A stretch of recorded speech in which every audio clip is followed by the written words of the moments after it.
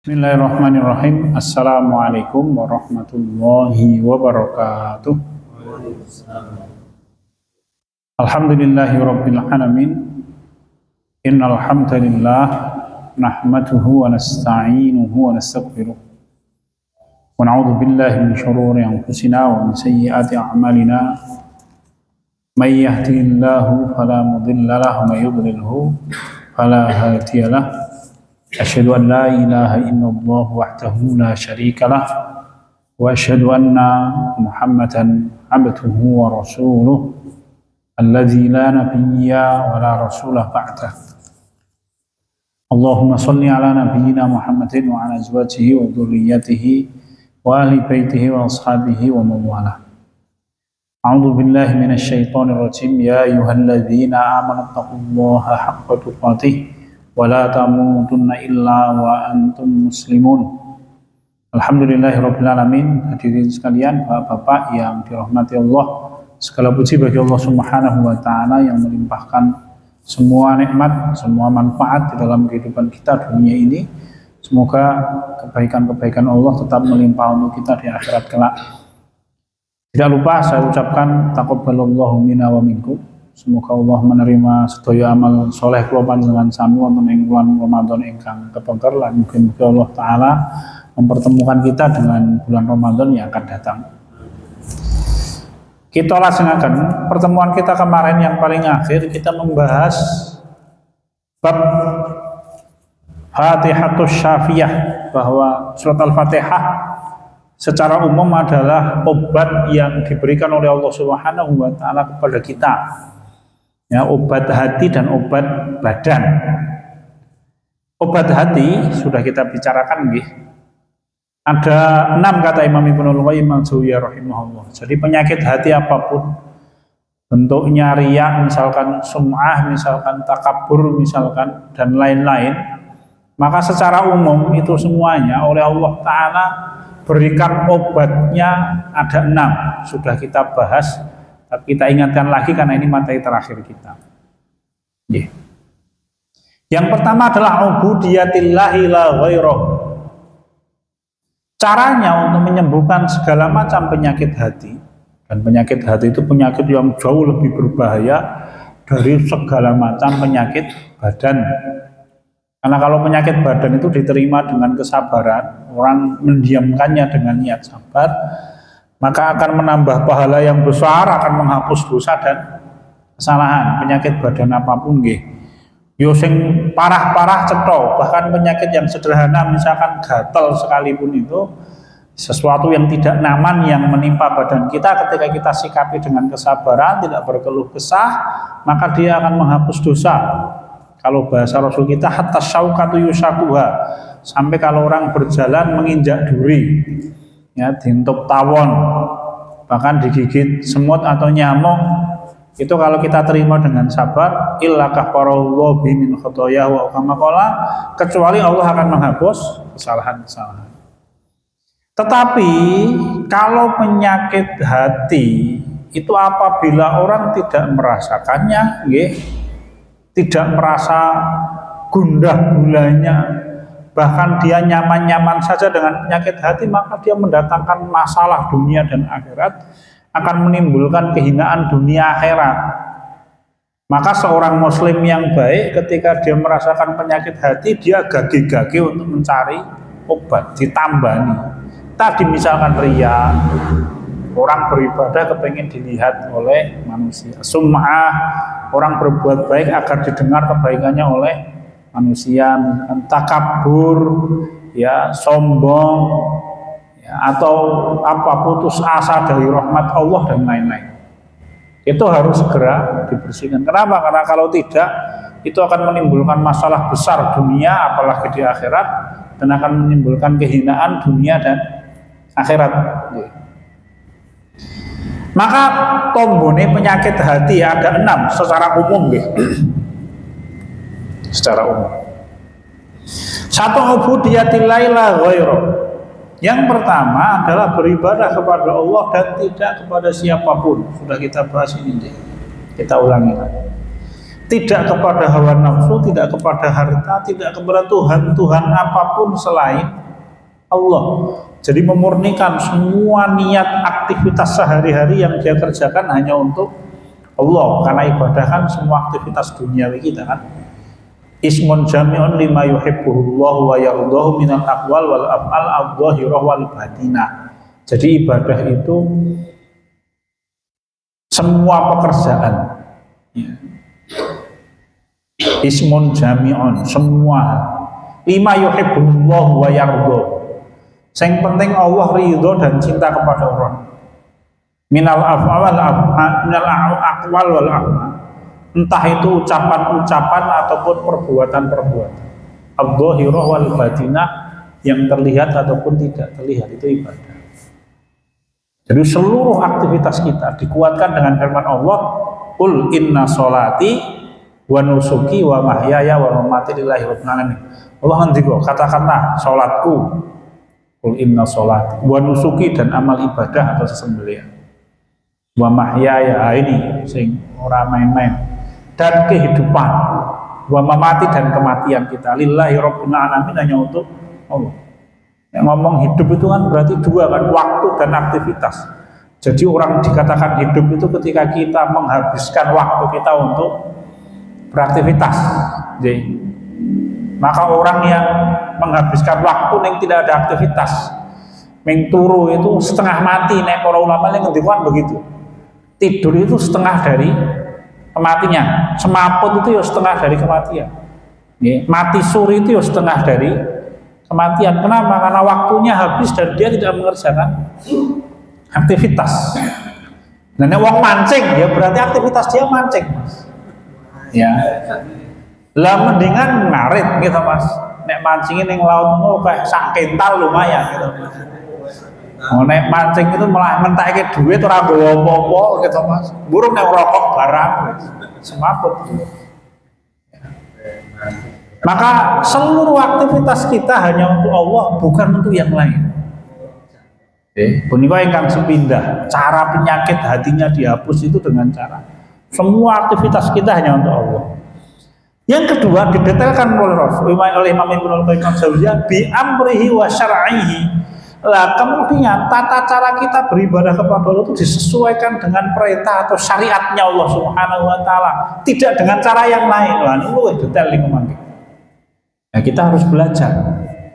Karena kadangkala orang itu niatnya baik, ning carane ora bener, ora bakal ditampa oleh Allah taala. Nggih.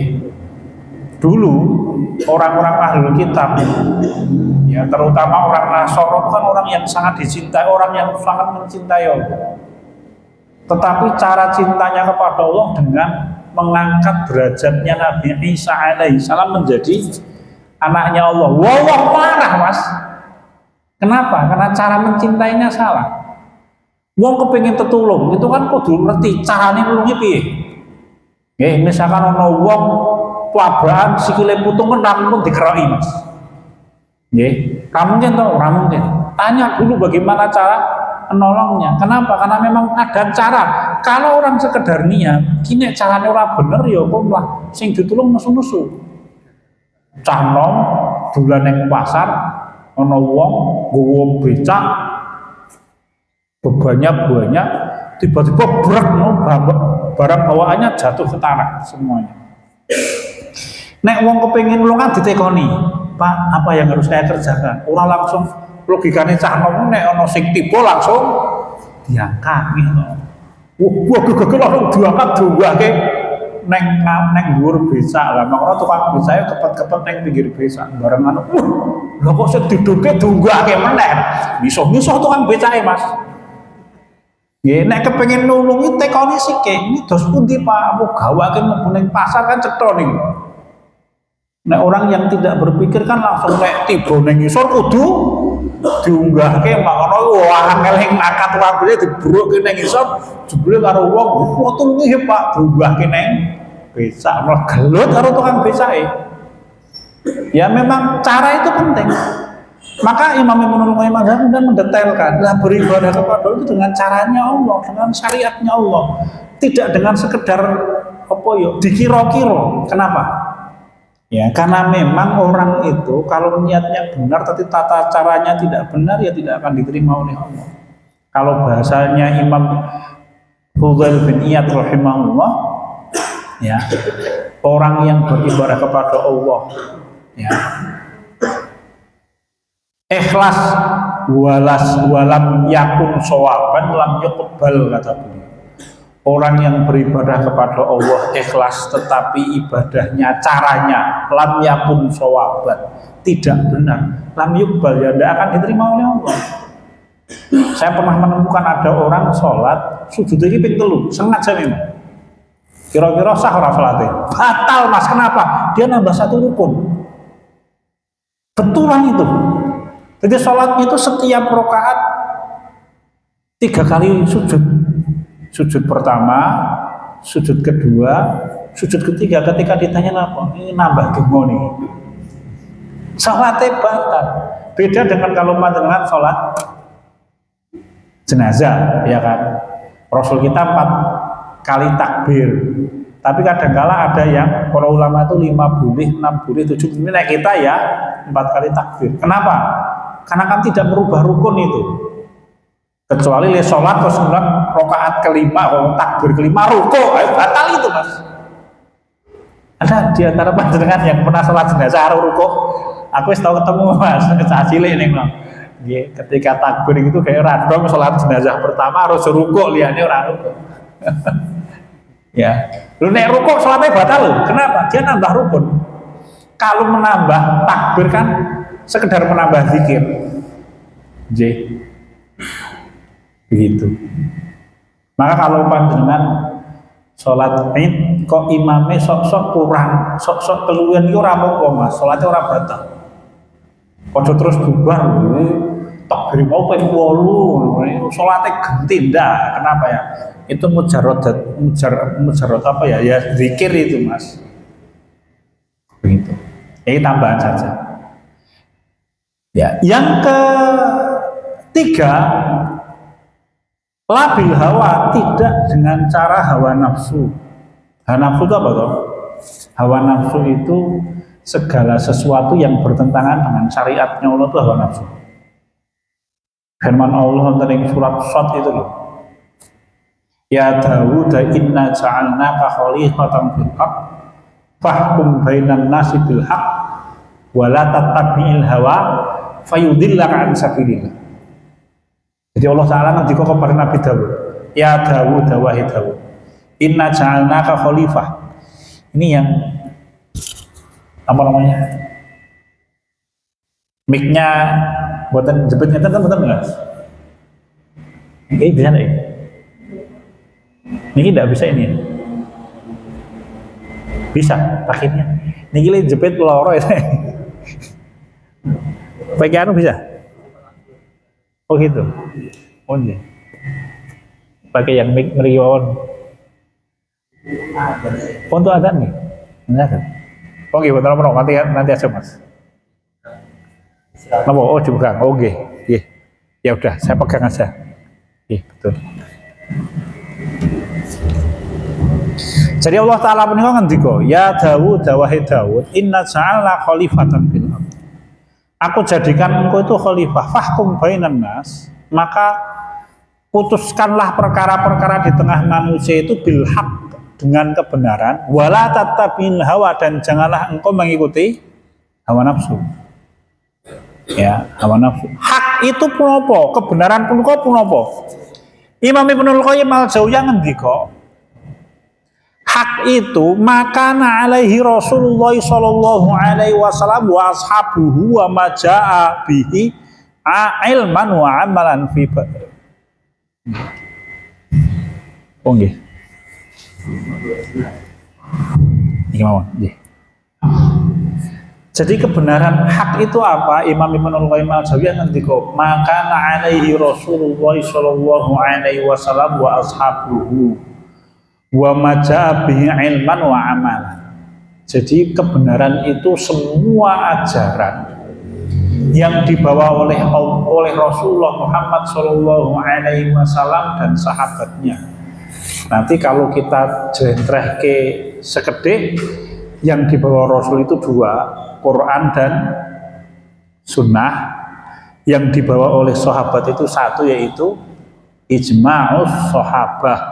Jadi ini dasar hukum di dalam Islam yang dijamin mesti benar, ora mungkin salah.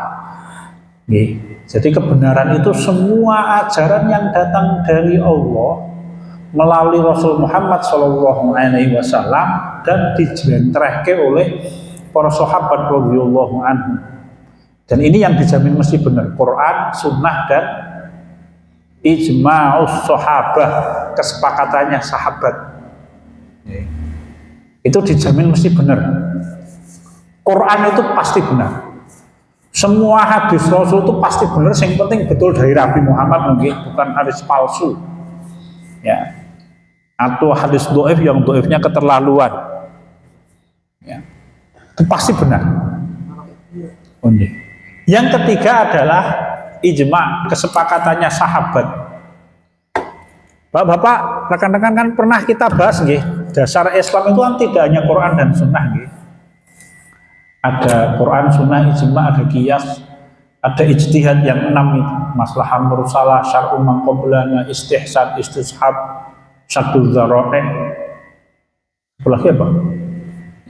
Oh ya, 6. Al-Urf. Jadi ada 6. Yang dijamin mesti bener ki siji loro telu, itu mesti bener, ora mungkin salah itu.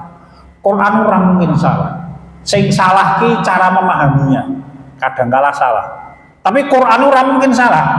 Quran kok salah ora mungkin. Firman Allah enggak mungkin salah. Yang salah itu kadangkala adalah caranya kaum muslimin memahami ayat Al-Qur'an, itu yang kadangkala salah. Ini Quran ini mesti benar 100%. Huruf-hurufnya itu mesti benar. Ya. Maka kalau ada orang yang mengatakan, oh Quran kita ini kurang sak huruf, itu dosa yang sangat besar itu. Kenapa? Karena Quran itu sempurna. Yang kedua itu hadis Nabi, yang betul-betul datang dari Nabi Muhammad. Nggih. Kan ada hadis palsu, ya toh. Hadis palsu kan hadis yang dikarang oleh orang tapi disandarkan kepada Kanjeng Nabi Muhammad SAW. Tidak boleh itu. Tapi kalau hadis itu betul disampaikan Nabi Muhammad, mesti benar. Ya.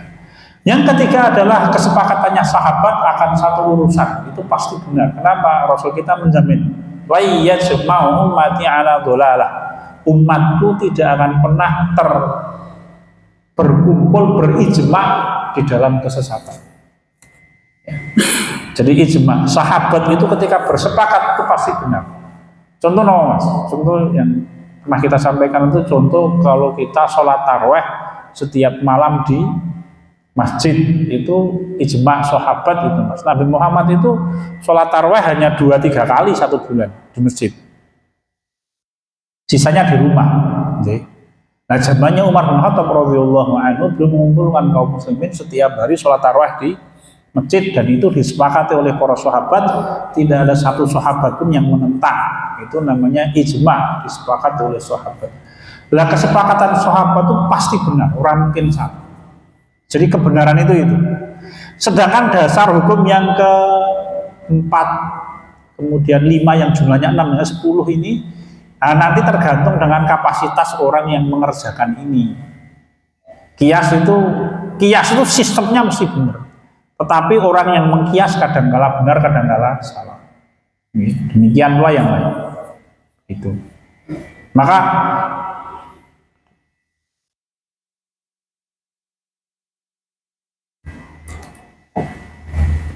Maka hak kebenaran itu apa toh? Semua yang datang dari Nabi Muhammad SAW dan para sahabatnya. Ya. Wala tattabi'il hawa fayudillaka an sabilillah. Dan jangan engkau ikuti hawa nafsu, maka engkau akan tersesat dari jalan Allah. Lah hawa nafsu itu apa? Semua yang menentang kebenaran itu hawa nafsu. Dalilnya menapa? Surat Shad tadi itu. Allah Ta'ala nanti. Wala bi'ara'ir rijali wa awdu'ihim wa afkarihim. Nah, yang keempat, dan tidak berdasarkan atas pendapat pribadi manusia atau pemikiran manusia, tentunya yang bertentangan dengan ajaran Allah, yang bertentangan dengan syariatnya Allah. kalau akal pemikiran kok bersesuaian dengan syariatnya Allah, boleh. Dan itu baik. Kenapa? Karena salah satu fungsi akal adalah menguatkan ajaran Allah. Salah satu fungsi akal.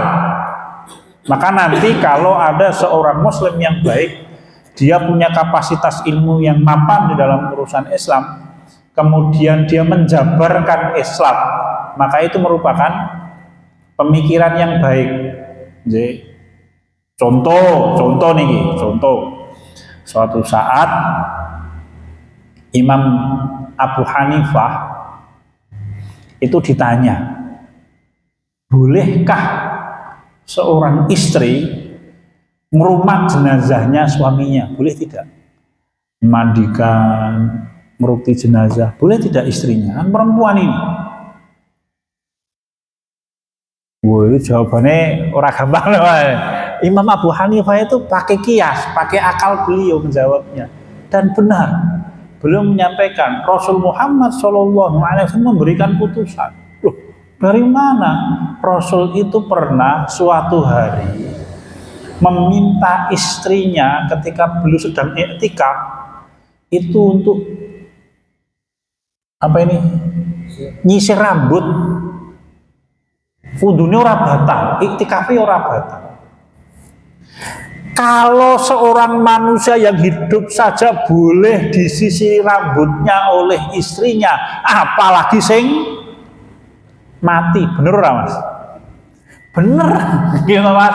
Wong sing uripe oleh kok diurusi karo suaminya. Boleh tidak seorang suami minta dimandikan sama istrinya ketika suaminya hidup? Boleh tidak? Rasa dijawab ya, Mas. Apa meneh nek suaminya mati, kata Imam Abu Hanifah. Dan logika itu benar sesuai dengan syariat. Itu namanya kias aulawi namanya. Nih. Benar. Maka akal yang seperti ini diterima di dalam Islam. Kalau Imam Ibnul Qayyim al-Jauziyah punika di dalam kitab I'lamul Muwaqqi'in itu membagi akal dua. Akal yang sahih, yang tadi yang sesuai dengan syariat, dan akal yang tidak sahih, yang bertentangan dengan syariat. Misalkan ada seorang yang pinter, profesor, doktor, dia meyakini bagian waris lelaki dan perempuan itu setara 1:1. Itu bertentangan dengan syariat. Kenapa? Karena di dalam Islam bagian lelaki itu 2 kali bagian wanita. Kenapa? Karena para ulama menjelaskan karena memang harta lelaki itu dia pakai untuk menghidupi keluarganya, sedangkan harta wanita itu untuk dirinya sendiri. Pertanyaannya kemudian, lah engko nek ana wong wedok nyambut gawe, bojone malah orang nyambut gawe. Sing nyambut gawe sing wedok. Terus piye kuwi? Ya, jawabannya gampang, sing salah keluarga kuwi, bukan syariatnya. Kudune sing nyambut gawe sing kakung gitu. Sing salahi keluarga itu, bukan syariatnya yang salah. Begitu. Jawabannya begitu.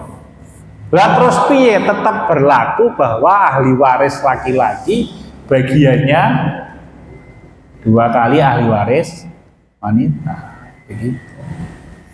Yang kelima, bil isti'anati ala ubudiyati bihi. Yang kelima, cara menyembuhkan penyakit hati itu memohon kepada Allah untuk disembuhkan penyakit hatinya dengan cara banyak beribadah dan tawasul dengan ibadah kepada Allah. Ada seorang ulama salaf yang mendapatkan pertanyaan dari murid-muridnya, anak-anak muda itu yang merasakan betapa susah anak muda itu menjaga syahwat. Betul gitu, cah nompan susah Mas. Ya, nek wis tua-tua umur 70 tahun, 80 tahun itu ora mikir aneh-aneh. Nggih Mas. Wah, rematik Mas.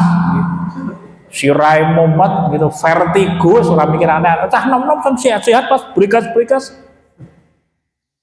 Dan anak-anak muda ini mengaku kepada beliau, kenapa kok menjaga syahwat kami wangele hati ini wangele. Maka putus kemudian memberikan jawaban itu begini. Jawabannya indah ini Mas. Kalau engkau berjalan di gang yang sempit, di gang itu tuh banyak anjing-anjing yang buas, ganas. Nek ketemu wong jegot karo nyatek.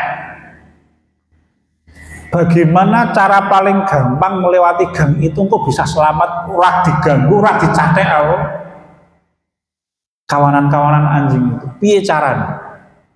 Wah, ini terus kemudian murid-muridnya kan, wah begini macam-macam jawabannya. Beliau kemudian menyampaikan, sing paling gampang, senjata lah, melayu lah, numpak pit lah, bawa mobil loh, bang gang sempit ya. Dan lain-lain. Mungkin kalau jawaban sekarang belum menyampaikan cara paling gampang agar kita bisa lewat gang itu selamat tanpa diganggu oleh kawanan anjing itu, minta tolong kepada pemilik anjing untuk mengikat hewan itu merah ganggu. Itu paling gampang. Nggih to, nggih kecrek rampung itu. Nggih lho jenengan bar kuwi melesat ya iso to, Mas. Boleh, betul itu. Sama, kalau kita merasakan hati kita itu begitu susah untuk diatur, meminta kepada pemilik hati untuk mengatur hati kita. Maka Allah itu mengajarkan minta sabar, Rabbana afrigh alaina sabra, ya, beberapa ayat itu. Minta bersyukur, Rabbana auzi'ni, Rabbi auzi'ni an asykura ni'mataka allati an'amta 'alayya. Doanya Nabi Sulaiman dan doanya Abu Bakar As-Siddiq yang diabadikan oleh Allah dalam Al-Qur'an gitu. Ada dua. Minta syukur kepada Allah, minta sabar. Ada caranya, Bapak. Senopo kemawon lah. Kulo niku gampang miyur Mas, hatinya kurang teguh, ya minta kepada Allah, ya wasabbit aqdamana wa ansurna 'alal qaumil kafirin. Dan lain-lain. Rasul kita di dalam hadis donganipun kuwat. Nek panjenengan kersa. Itu ada kitab yang ditulis oleh Imam An-Nawawi rahimahullah.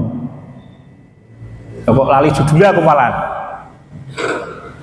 Adzkar An-Nawawiyah. Ya. Jadi kitab Al-Adzkar yang ditulis oleh Imam Nawawi. Wah niku isine zikir donga-donga yang diriwayatkan oleh Imam Nawawi. Nggih, hadis-hadisnya. Monggo nek panjenengan kersa silakan dibaca, dihafalke dongane Mas. Wah, banyak sekali. Rasul kita mengajarkan doa itu banyak sekali. Ya. Yang paling akhir yang keenam, la binafsin wa quwwatihi wa haulihi wa la bighairihi. Yang keenam, yang paling akhir menyembuhkan penyakit hati itu jangan pernah menyandarkan kepada kekuatan kita sendiri. Wah, aku wongnya sabar, enggak begitu, karena Allah itu menghilangkan kesabaran kita gampang. Allah itu tahu kok ya kelemahan kita apa. Setan itu sangat pandai. Ya, mengetahui titik lemahnya manusia itu seperti apa. Setan sangat pandai. Dia memperhatikan kita setiap saat. Wong kayak iki nek digodhong nganggo duit ora kodal Mas, tapi dia lemah dalam urusan jabatan misalnya. Orang itu digoda dengan jabatan ora kodal Mas, tapi dia mudah tergoda oleh nama baik, disubyo-subyo orang liya dan lain-lain. Nanti ya, setan tahu persis, maka dia akan menggoda manusia dari sisi-sisi itu.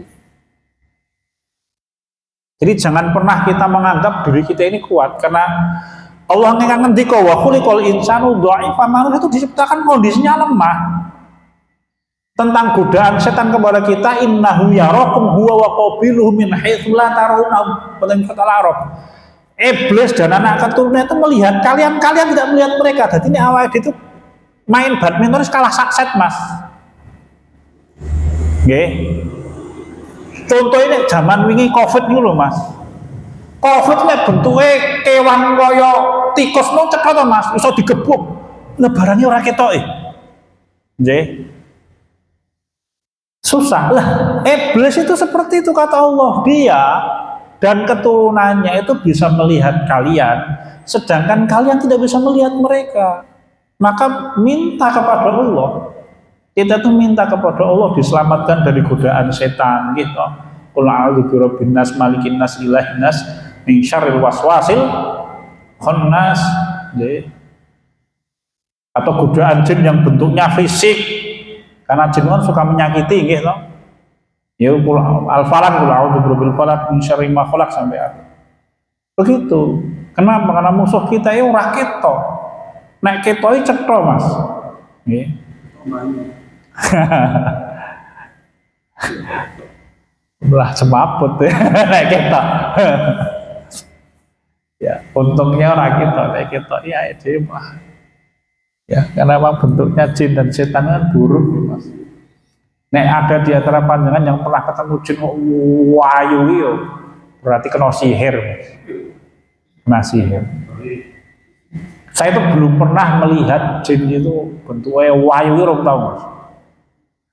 Wallahu alam nggih. Nah, dalam artian apa ya mungkin nek ngimpi mungkin ya, Mas. Pernah saya itu, ini ceritanya. Saya pernah satu hari zaman pas jihad di Ambon dulu itu loh, Mas.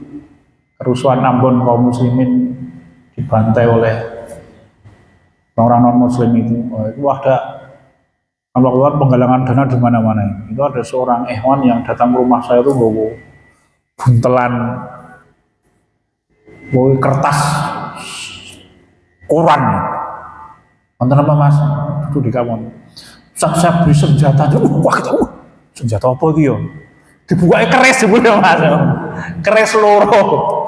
Tak kira senjata apa itu. Tenan tas tahun 2000 atau 99 pokoknya zaman-zaman itu lah, Mas. Pas zaman rame-ramenya kaum muslimin berjuang di Ambon itu. Saya masih ingat, ya sekitar tahun 2001. Ini pusaka ini, Mas. Ini katanya ada isinya. Oh, ini mau dibeli sekian juta, tapi pemiliknya tidak mau, karena memang dia udah tahu ki ono isinya, terus diberikan ke saya. Saya bingung aja gua apa itu, mau berikan ke jenengan, woi. Gitu Pak, terus saya mengorangan, terus saya simpen, taruh di dinding. Lah kok kula niku diparani wong wedok, ya antara setengah sadar setengah tidak sadar itu. Itu saya wong wedok rambutnya dawa nganggo klambi rai to Pak Suwo ning. Aku ora ganggu, ora wedi kowe. Lho kok. Lho bapak saya itu mimpi didatangi perempuan cantik 2 loh. Nah, krisnya 2 ini. Bapak saya itu cerita bengi-bengi ini. Jadi kalau mendatangi saya wujudnya ora enak, mendatangi bapak saya wujudnya wong itu ayu loro. Nggih, ditanya sama bapak saya cerita lho, sapa iki? Oh, iki dilon ning kene ora dong terus paginya bapak saya nyari ketemu kris 2 itu. Wah, nek wah jur-jur kan. Wah, buar kuwi ngamuk jebule sini, Mas. Yang dianu saya ning ora apa-apa alhamdulillah. Ya, terus wudu gitu rampung berusaha. Jadi intinya ya memang dia melihat, kita tidak bisa melihat. Nih, akhirnya ya Pak, ya minta tolong kepada Allah. Pokoknya kita itu kondisinya lemah, Mas. Bayangkan loh, jin ifrit kuwi ola ifritu minal jinni ana atika bi qabla an takuma min maqamik. Ifrit itu bisa memindahkan singgasananya Ratu Bilqis yang begitu megah besar, itu dari Yaman menuju Palestina, itu kecepatannya sebelum Nabi Sulaiman bisa tegak dari bangun duduknya beliau. Jadi beliau duduk di singgasana Nabi Sulaiman, itu terus bangun berdiri tegak. Kan Ifrit kan di depannya Nabi Sulaiman. Wahai Nabiullah, saya bisa mendatangkan singgasananya Bilqis. Itu kecepatannya bolak-balik. Kan kesana dulu baru balik loh. Itu kecepatannya sebelum panjenengan tegak berdiri dari duduk. Oh, bisa dibayangkan, Mas? Berapa ratus kilo, 1.500-an kilo loh kira-kira jarak antara Palestina menuju Yaman, karena Yaman ke Makkah itu aja sekitar 300-an 400 kilo kira-kira, sekitar 1.500 sampai 2.000-an kilo. Wih, bolak-balik ini kecepatannya Nabi Sulaiman bangun dari duduk sebelum tegak berdiri itu sudah sampai. Nah, hebat orang, hebat. Menungso iso bisa dengan bantuannya Allah. Maka kita butuh bantuannya Allah. Nek secara logika ora iso. Maka dijawab setelah itu kan disampaikan oleh Allah, wa qala allazi 'indahu 'ilmun minal kitabi ana atika bi qabla yartadda ilaika tarfuk. Tapi kemudian seorang menterinya Nabi Sulaiman yang dia punya ilmu dari kitabullah menyampaikan, wahai Nabiullah, saya bisa mendatangkan singgasananya Bilqis sebelum panjenengan kedep. Celing langsung, Mas. Ya, Hebat mana? Hebat Allah yang menolong orang ini, karena orang ini pasti dekat dengan kemungkinan bisa jadi dia nabi, bukan Nabi Sulaiman. Nggih. Lah dungane mustajab loh. Ya kan? Sak detik lho Mas. Pilih donga piye kan? Allahumma barik lana. Oh, itu 1 detik lho Mas. Maka berarti orang ini punya kedekatan hati yang sangat kuat dengan Allah. Orang yang ibadahnya luar biasa. Kemungkinan besar bisa jadi dia nabi. Tidak disebut namanya, hanya hidup di zamannya Nabi Sulaiman. Sangat mungkin kalau Bani Israil itu 1 hari 400 nabi bisa. Ya. Begitu. Jadi kita itu lemah, maka jangan menyandarkan harapan kita kepada diri kita. Karena bagi Allah menghilangkan kemampuan kita itu sangat gampang-gampangnya gampang. Wes to Mike Tyson zaman semono hebat. Tinju tiba-tiba untune Kurawa kumat terus piye Mas?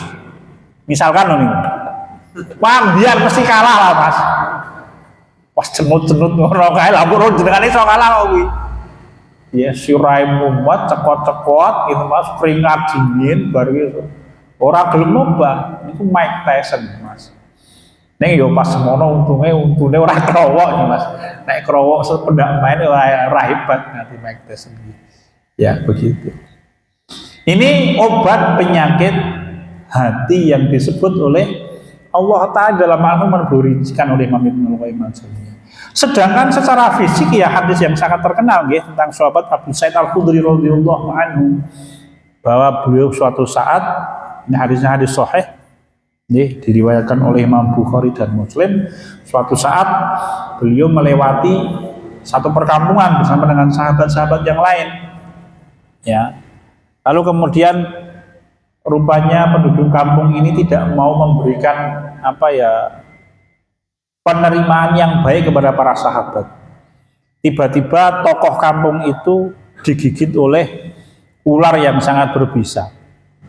Tidak ada yang bisa memberikan obat, maka kemudian penduduk kampung itu mendatangi para sahabat, kemudian bertanya, apakah ada di antara kalian yang bisa meruqyah? Maka kemudian para sahabat menjawab, benar kami bisa.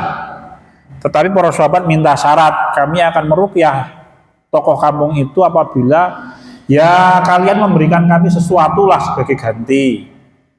Ya, maka kemudian orang-orang kampung menjanjikan qit'an minal ghamam. Nah ini macam-macam nggih, bisa qit'an minal ghamam itu bisa disembelih ke daging, disembelih ke kambing, dan sebagiannya diberikan. Tapi juga bisa qit'an minal ghamam itu diberikanlah beberapa ekor kambing. Kira-kira begitu. Lah kemudian seorang lelaki di antara kami, sapa kuwi? Abu Sa'id Al-Khudri loh yang menceritakan, coba Abu Sa'id Al-Khudri. Itulah para sahabat. Para sahabat itu ketika mengerjakan amal soleh orang disebut.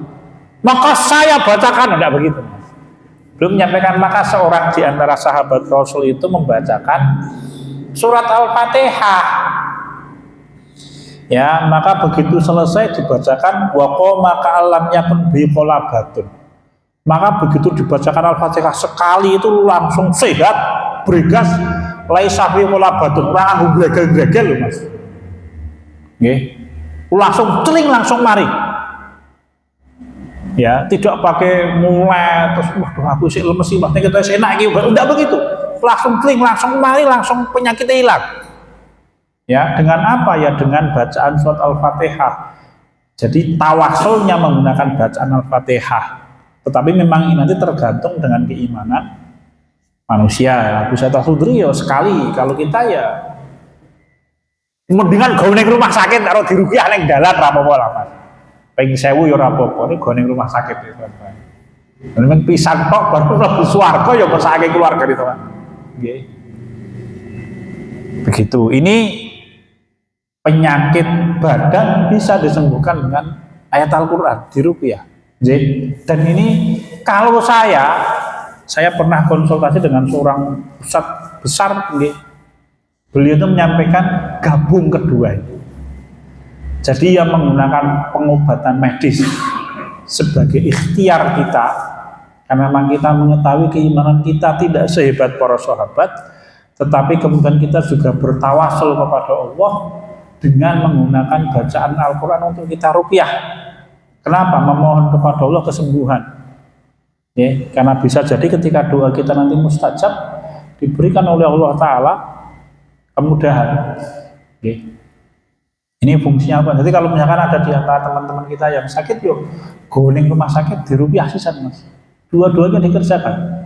Ya, dua-duanya dikerjakan. Saya bukan pernah sih.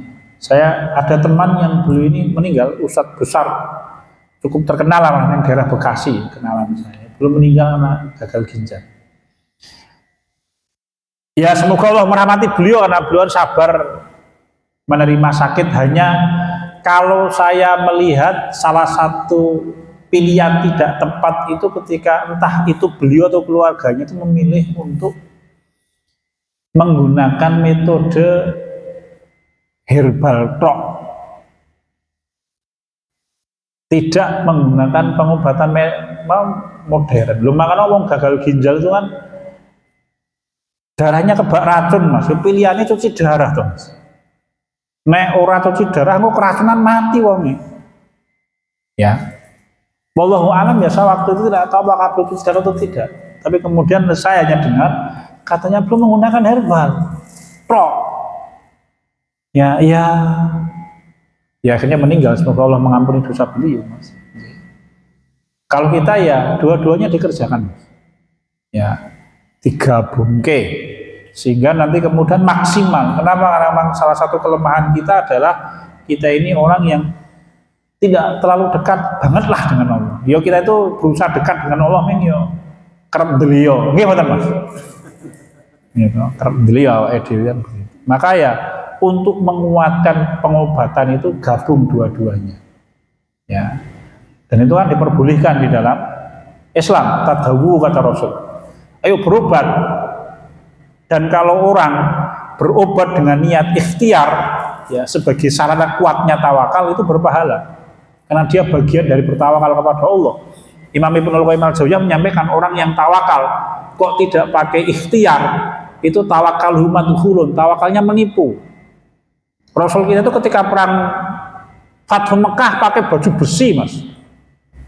Ya bahkan di dalam riwayat itu hanya matanya Rasul kita yang kelihatan. Orang tumen Nabi Muhammad terus numpak juara terus orang gowo-popo. Aku nabi kok mas.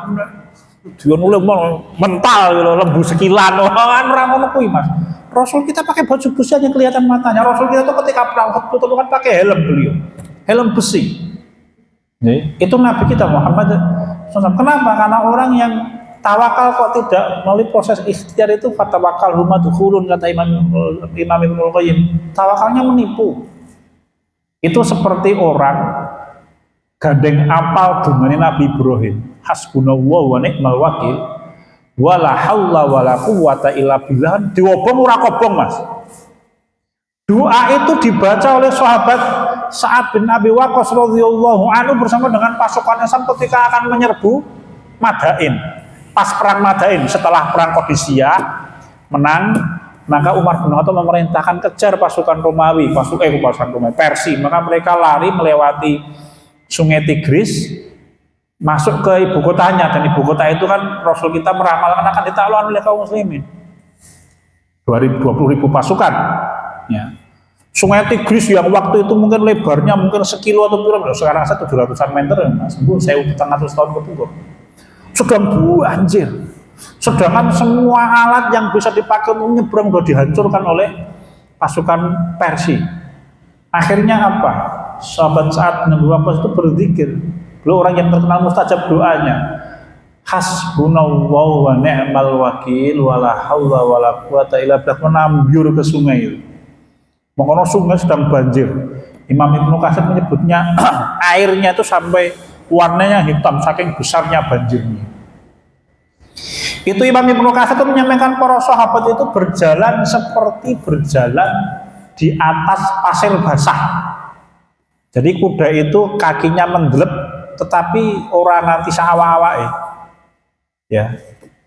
Bahkan dari 20.000 pasukan itu hanya ada satu orang pasukan Islam yang kehilangan mangkok. Windumu ya Allah, jangan kau biarkan saya satu-satunya orang yang kehilangan mangkok dari pasukan. Maka ada ombak yang melemparkan mangkok itu kepada temannya dan balik kepada dia. Saiki kira-kira ngene, ana cah enom ra iso renang langsung renang neng kolam renang untuk loncat indah yang dalamnya 6 meter. Terus dungu hasbunallahu wa ni'mal wakil. Wala haula wala quwata illa billah. Terus ambil apa yang terjadi? Mlebu swarga kuwi mau Mas. Wong mati keblebek itu termasuk mati syahid. Wong dia tidak mau, ora kepengen niat bunuh diri Mas. Ning dia itu kepengen selamat. Wah, aku ra iso kepengen selamat. Hasbunallahu wa ni'mal wakil wala haula wala quwata illa billah. Apa kesalahan dia? Kesalahan dia tidak pakai ikhtiar, ora latihan renang, Mas, tidak pakai pelampung dan lain-lain. Ya sudah, menipu, tawakal humadul khulud. Maka wallahu a'lam bishawab. Ini pertemuan pertama nggih, insyaallah bijang kita laksanakan dalam pertemuan yang akan datang sampai jam 9. Untuk kali ini karena ini pertemuan pertama atau isi sawalan yo jagungan sih Mas. Bijang insyaallah sampai jam 9 nih pertemuan yang akan datang. Alhamdulillahirabbil alamin, sekian dan demikian yang bisa kita bicarakan, saya kembalikan ke acara. Assalamualaikum warahmatullahi wabarakatuh.